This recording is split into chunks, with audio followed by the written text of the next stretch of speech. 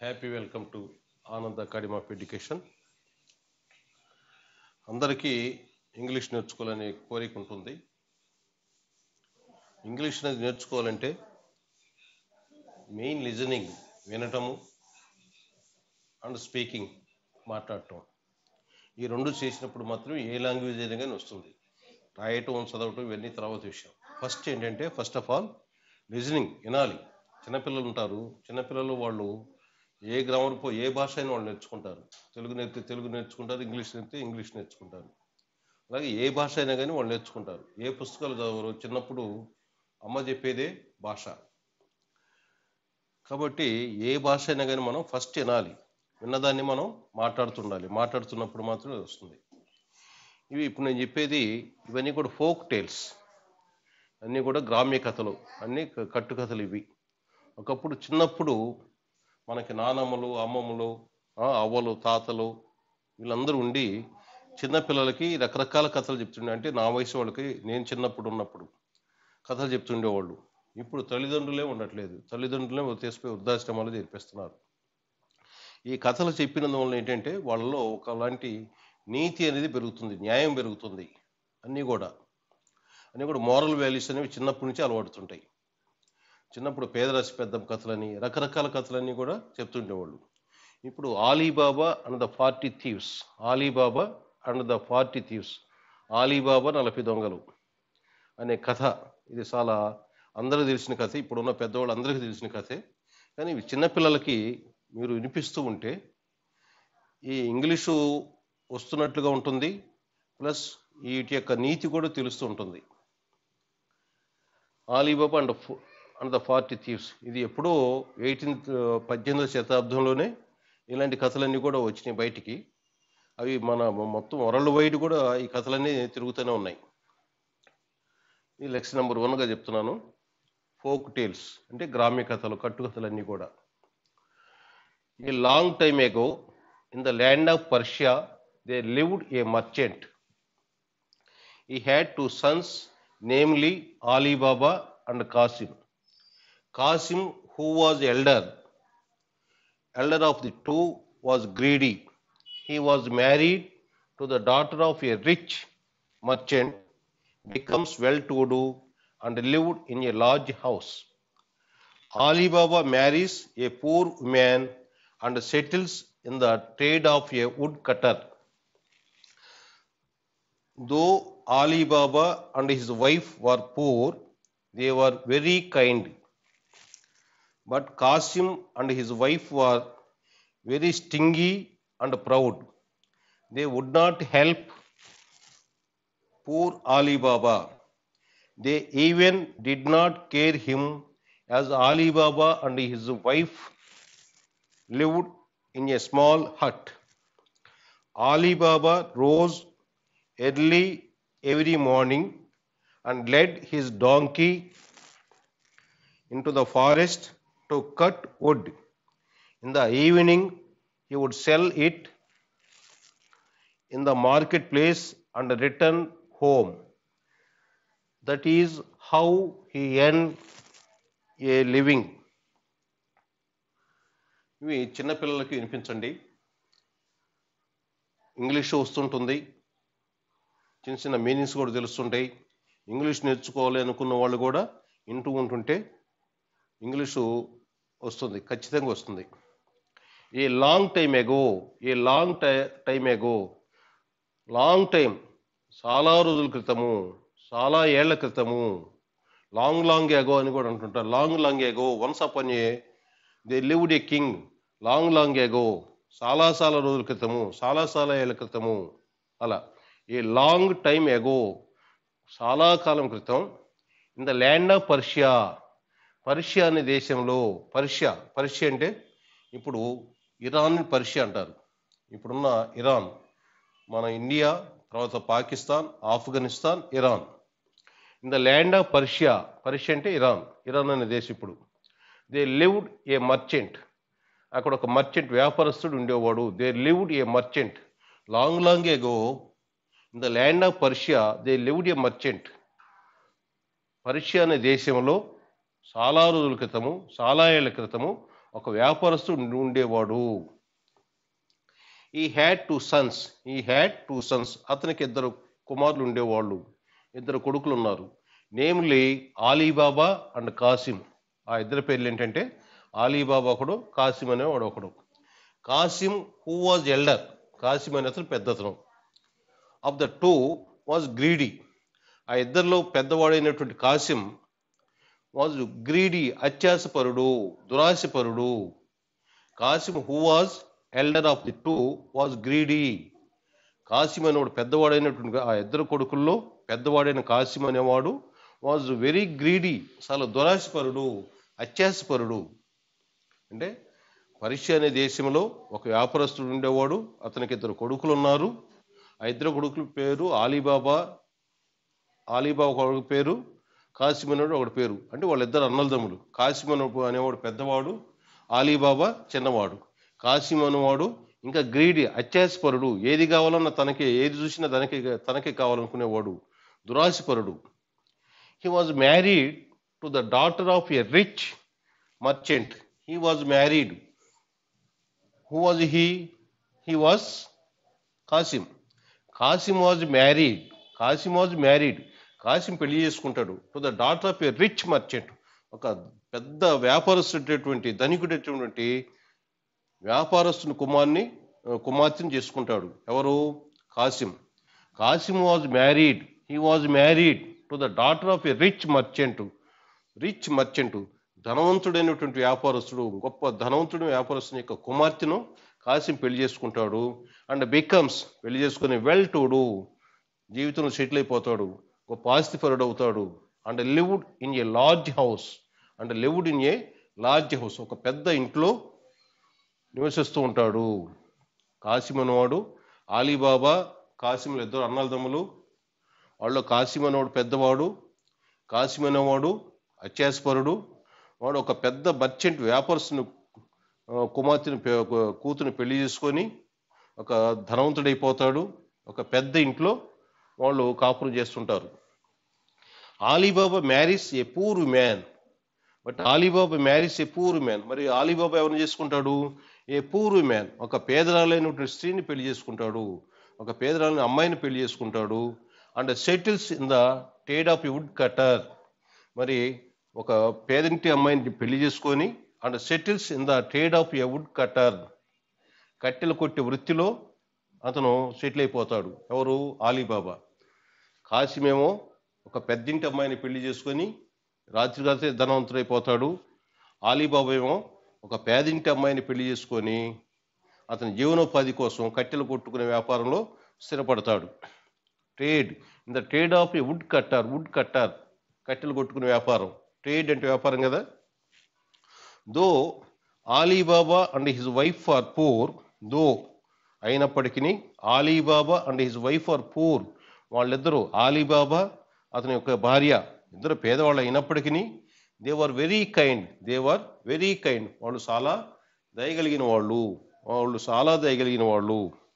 But Kasim and his wife were very stingy and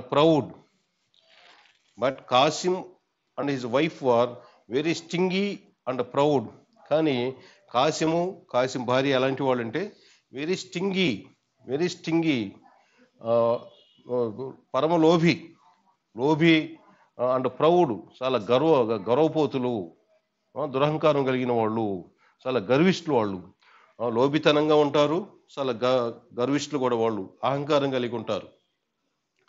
కానీ Ali Baba and his wife were poor, they were very kind. వాళ్ళు poor అయినప్పటికీ, పేదవాళ్ళు అయినప్పుడు కూడా వాళ్ళు చాలా దయగలిగి ఉంటారు.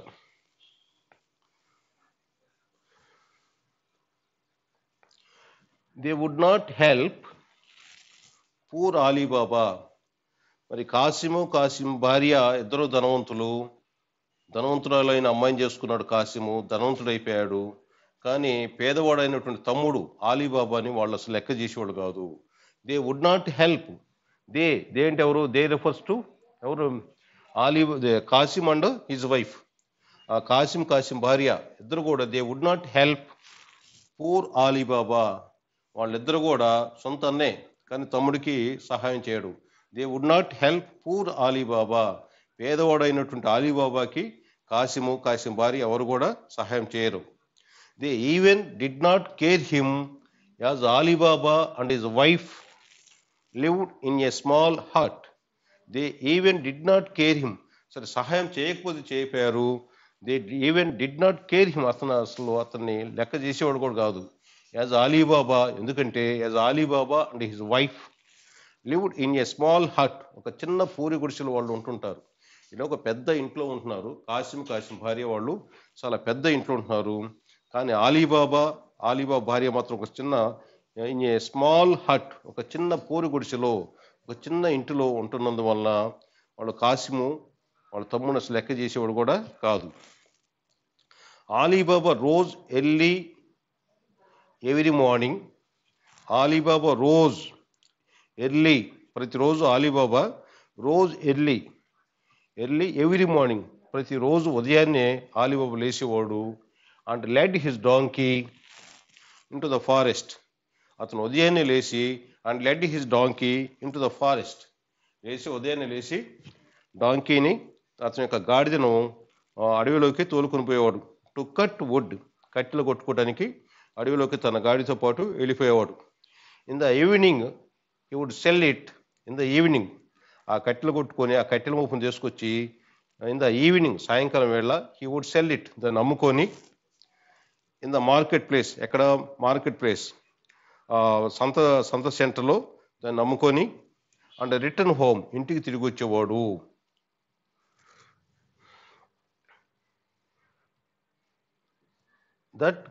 That is how he earned A living. That is how he earned A living. ఆ విధంగా అతని జీవనోపాధిని గడుపుతూ ఉండేవాడు.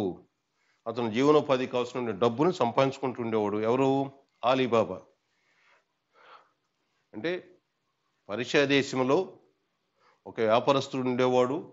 ఆ వ్యాపారస్తుడికి ఇద్దరు కొడుకులు. పెద్దవాడు కాసిము, చిన్నవాడు అలీబాబా. పెద్దవాడైనటువంటి కాసిము అత్యాసపరుడు, దురాశపరుడు. కానీ అలీబాబా మాత్రం చాలా దయగలిగిన వాడు. కాసిం అనేవాడు ఒక పెద్ద ధనవంతమైనటువంటి వ్యాపారస్తుడు కూతురు చేసుకొని సెటిల్ అయిపోతాడు. పెద్ద ఇంట్లో నివసిస్తూ ఉంటారు. అలీబాబా మాత్రం ఒక పేదింటి అమ్మాయిని పెళ్లి చేసుకొని ఒక చిన్న పూరి గుడిసెలో నివసిస్తూ ఉండేవాడు. అలీబాబా యొక్క జీవన విధానం ఎలా ఉండేది?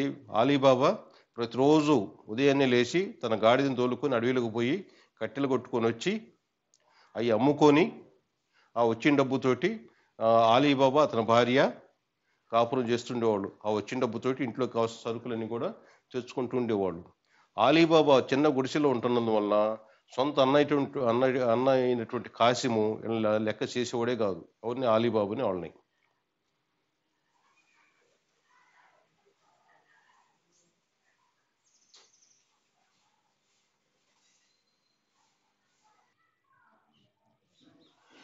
As usual, one day he went to the forest to cut wood. At midday, he suddenly heard the sound of many horses approaching. He saw a group of people riding.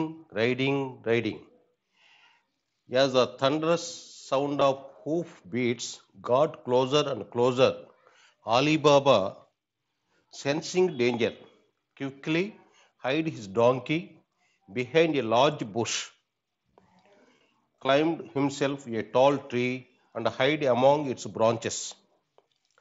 From where he was perched, Alibaba soon saw 40 fierce-looking thieves came riding.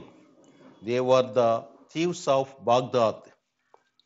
Their horses were laden with sacks full of stolen treasure. They stopped in front of a large rock resting against a hill. The chief of the thieves stood before the rock and called out in a loud voice, "Open same."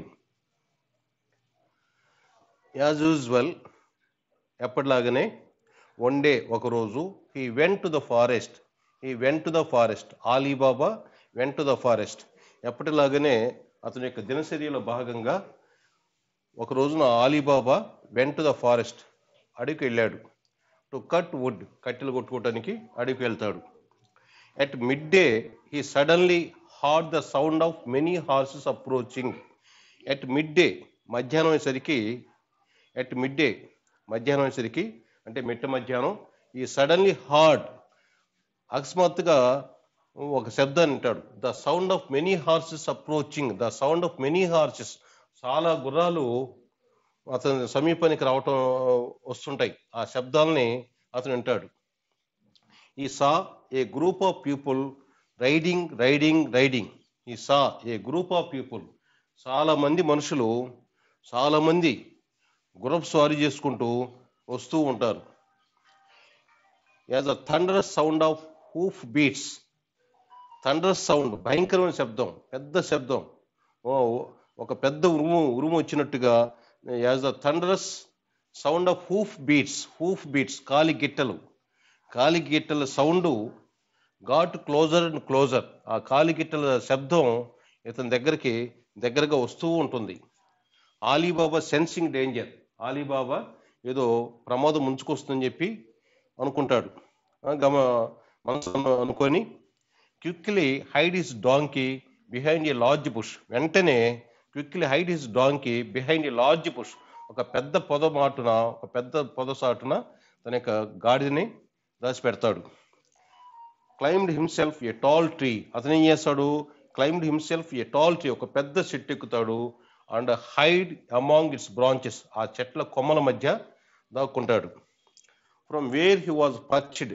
అతను ఎక్కడైతే ఏ కొమ్మల మధ్య అయితే దాక్కుని కూర్చుంటాడో, నక్కి చూస్తుంటాడో, Ali Baba soon saw 40 fierce looking thieves.